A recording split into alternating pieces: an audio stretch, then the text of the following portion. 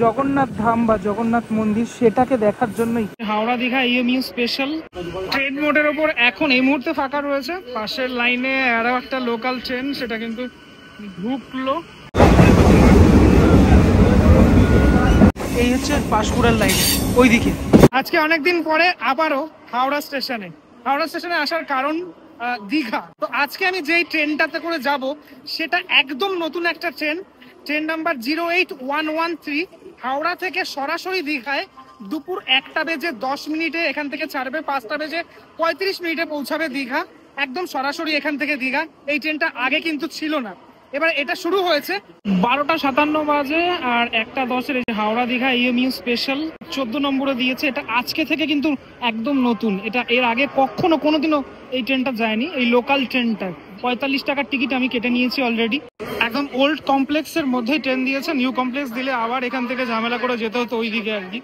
তো হাওড়া স্টেশন তো অল টাইমই ব্যস্ততা থাকে আর কি, সেটা মানে আজকেও রয়েছে। আমি এর আগে যে হাওড়া স্টেশন থেকে যাইনি দীঘা তা না, কিন্তু কেটে কেটে যেতে হতো, কিন্তু এটা সরাসরি ট্রেন অলরেডি ঢুকছে 14 নম্বর প্ল্যাটফর্মে।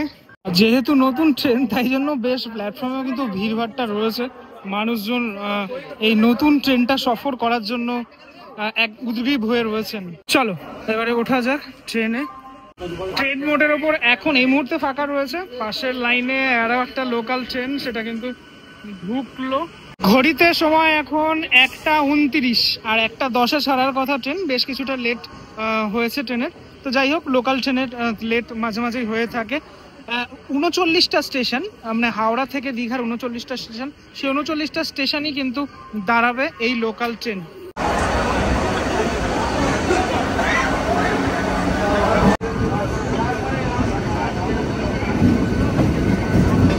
প্রথম স্টেশন টিকিয়াপাড়া, সে টিকিয়াপাড়ায় এসে পৌঁছালো এই ট্রেন।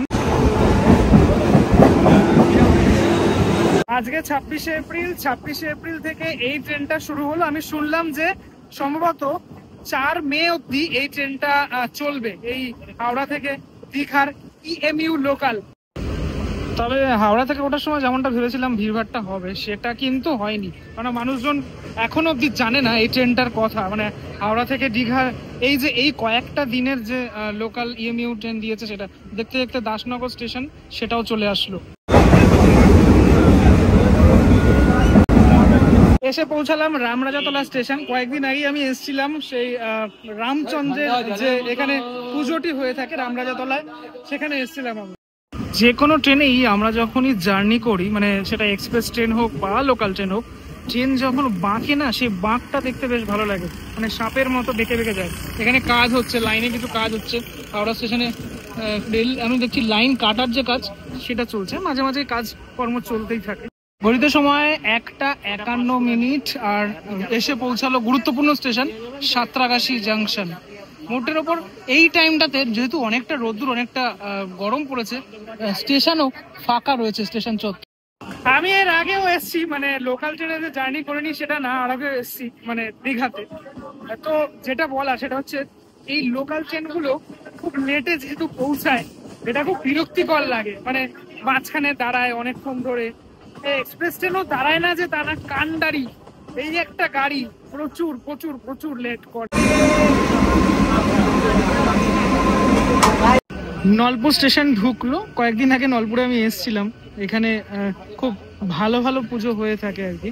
সেই পুজোগুলো মানে এখানে এসে আমি দেখলাম এবছর প্রথমবার। ঘড়িতে সময় হচ্ছে এখন 3টে, ঠিক আছে। এই যে রূপনারায়ণের যে নদীটা সেটা, আর এখন ঢুকছে হচ্ছে কোলাঘাট। কোলাঘাট আমরা জানি যে তাপবিদ্যুৎ কেন্দ্রের জন্য কোলাঘাট বিখ্যাত। আমরা একদম ব্রিজের ওপরে চলে এসেছি। এই সময়টা হেভি লাগে দেখতে, যখন এইগুলো একদম নদীর ওপর দিয়ে যখন ক্রস করে গাড়ি, তখন বেশ ভালো লাগে দেখতে, দেখো অপূর্ব লাগছে দেখতে। আচ্ছা, এবার বলে রাখি, যেটা বলার জন্য আমি মেনলি ক্যামেরাটা স্টার্ট করলাম, সেটা হচ্ছে এই যে তাপবিদ্যুৎ কেন্দ্র, এই যে দেখতে পাচ্ছ যে বড় বড় যে মানে তাপবিদ্যুতের কেন্দ্রের যে প্ল্যান্টগুলো, পাওয়ার প্ল্যান্টগুলো, কয়েকদিন আগেই আমরা দেখেছি ভিডিওর মাধ্যমে, আমি দেখেছি যে এখানে তিনখানা রয়েছে দেখা যাচ্ছে, তিনটে রয়েছে, আর একটা মনে হয় পাশে ছোট্ট একটা রয়েছে। এগুলো কয়েকটা, দুটো কি তিনটে মনে হয় ভেঙে ফেলা হয়েছিল। এই বড় বড় উঁচু উঁচু যে রয়েছে যেগুলো, এদিক থেকে দেখতে কিন্তু অপূর্ব লাগছে। দেখো পুরো কালটা ব্রিজটা।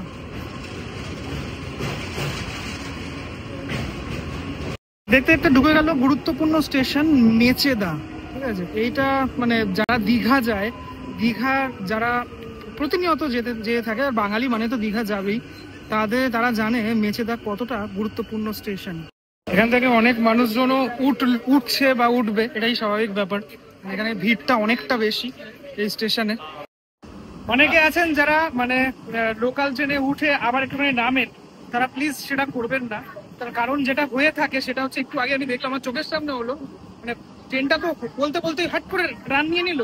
অনেকে যারা নিচে নেমেছিলেন তারা উঠতে পারেননি। ওই দিক থেকে একটা লোকাল ট্রেন যাচ্ছে। এই লোকাল ট্রেন আর এক্সপ্রেস ট্রেনের যে আনাগোনা, সেটা কার কার দেখতে ভালো লাগে আমাকে কমেন্ট করে অবশ্যই জানাবেন আপনারা। এখান থেকে ট্রেনের বাঁকটা বেশ ভালোভাবে বোঝা যাচ্ছে কিন্তু। মেচেদার পরে নন্দাই গাজন। এবার এখানে কিছু কথা বলার আছে, সেটা হচ্ছে আমরা সকালে যে ট্রেনটায় যাই সেটা কিন্তু পাঁশকুড়া যায়, কিন্তু এই ট্রেনটা পাঁশকুড়া যাবে না, এটা ঠিক বাঁদিকে টার্ন নেবে, অর্থাৎ রঘুনাথ বাটি হয়ে তারপর যাবে। এই হলো ব্যাপার। সকালের ট্রেনটা, যেটা সকালের লোকাল ট্রেনটা, সেটা পাঁশকুড়া হয়ে নাম্বার চেঞ্জ করে তারপর যাচ্ছে। এই হলো এই ট্রেনের বৃত্তান্ত, যেটা আজকে থেকে ছাড়লো।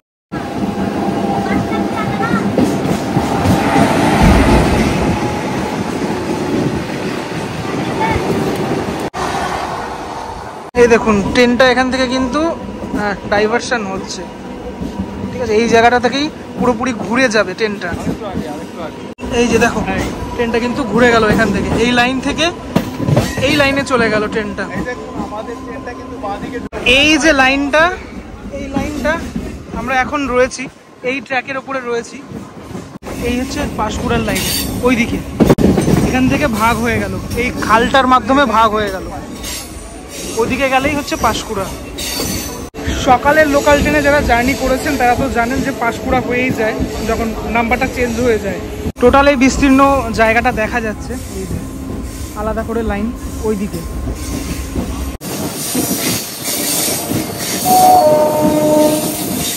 রাইট নাও পাস করছে রঘুনাথ বাড়ি স্টেশন।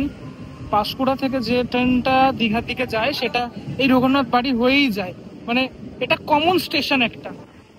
আমরা আসলাম ওই মানে একটু ঘুরে টার্ন নিয়ে, আর পাঁশকুড়া হয়েও এই ট্রেনটা আসে, একদম ফাঁকা স্টেশন। ঘড়ির কাঁটায় 3:47, তমলুক স্টেশন ছাড়লো।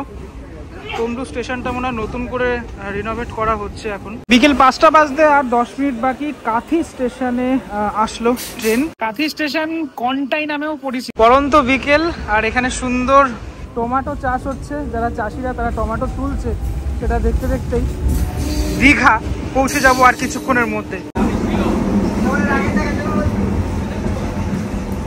ফাইনালি আজকের ডেস্টিনেশন দীঘা, মানে এই ভিডিওটা যেটার উদ্দেশ্যে বানানো, দীঘার জগন্নাথ মন্দির আপনারা যদি দেখতে চান তাহলে এই ট্রেনটা তো নতুন যে এই ট্রেন, সেই ট্রেনে আসতে পারবেন। ওই যে এখান থেকে দেখা যাচ্ছে দীঘার জগন্নাথ মন্দির, একদম স্টেশন সংলগ্ন এলাকাতেই এই জগন্নাথ মন্দির অবস্থিত। এখান থেকে দেখা যাচ্ছে, যেটা আগামী 30শে এপ্রিল শুভ উদ্বোধন অক্ষয় তৃতীয়ার দিনকারে। নির্ধারিত সময়ের মোটামুটি 5 মিনিট আগেই এই ট্রেন অর্থাৎ লোকাল ট্রেন পৌঁছে দিল আমাদেরকে দীঘায়। প্রথমে ভাবছিলাম হয়তো একটুখানি লেট করবে, যেহেতু লেটে ছেড়েছে, কিন্তু না, দীঘা স্টেশন একদম টাইম টু টাইমেই একদম পৌঁছে দিল এই লোকাল ট্রেন। সস্তায় দীঘা তো সবাই আসে, কিন্তু এখন এই নতুন সংযোজন জগন্নাথ ধাম বা জগন্নাথ মন্দির, সেটাকে দেখার জন্যই মানুষজন আগত হবেন দীঘাতে। অলরেডি প্রচুর মানুষজনের প্ল্যান হয়ে গেছে দীঘা আসার জন্য। দীঘা স্টেশনটাকে আরও নতুন করে নতুনভাবে সাজানো হচ্ছে। এর আগেও আমি বেশ কয়েকবার এসেছি দীঘাতে। এই মুহূর্তে স্টেশনের এই সাইডটাতে ফাঁকাই রয়েছে। স্টেশন থেকে একদম সামনেই পড়ে এই জগন্নাথ মন্দির।